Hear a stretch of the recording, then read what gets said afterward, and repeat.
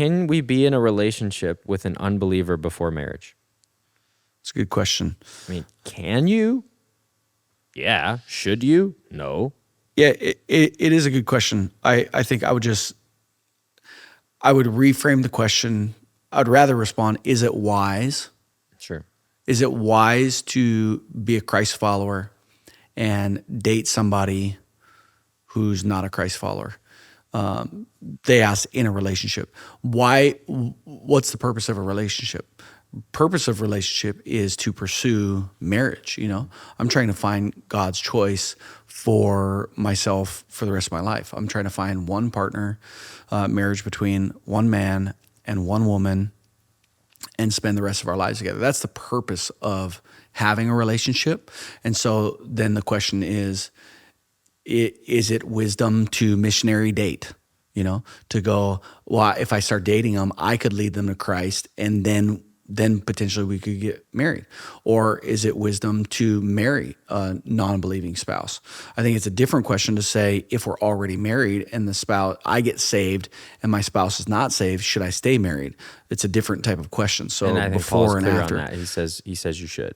Yeah, and if they decide to leave, don't chase them, but you have the ability to help reach them in your life, and you should not divorce them. Again, that's what Scripture says.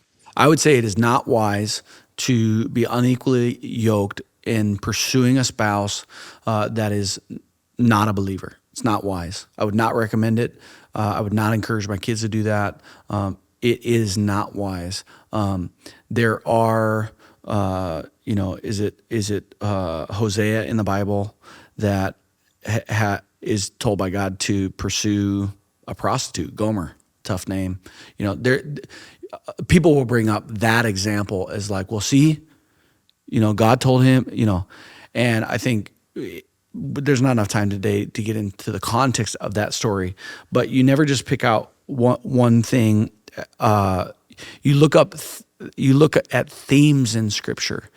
The theme in Scripture is not to missionary date or to be unequally yoked. It says the exact opposite.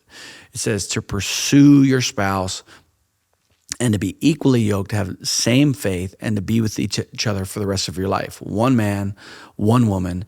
And so my quick answer is that it's not wise. I wouldn't recommend it. And on Hosea, that was pre-Christ sacrifice on earth, and also it was a representative of God using the prophet Hosea to show Israel that is what they're doing to him. Mm-hmm. And they continue to reject him. And so, again, it's like there's a lot of things that I think the context of that in the story, Old Testament that people, oh, well, that's a unique situation. Well, yeah, God, there's a big lesson there. I would agree with everything you said. I think that I would firmly, like you firmly with I would firmly say no. The only time I think that you would even maybe consider it as a believer is if you're both unsaved and you're dating and you get saved. I think God could be, in a very short time, maybe like with a couple weeks even, God could maybe be getting a hold of both of your hearts, and maybe that is his plan for you. But you can't serve two masters. They're not under authority of God. What makes you think that they're going to serve you in your marriage or even in your dating relationship? You serve the King of Kings. It's the same thing we talked about with wanting a king.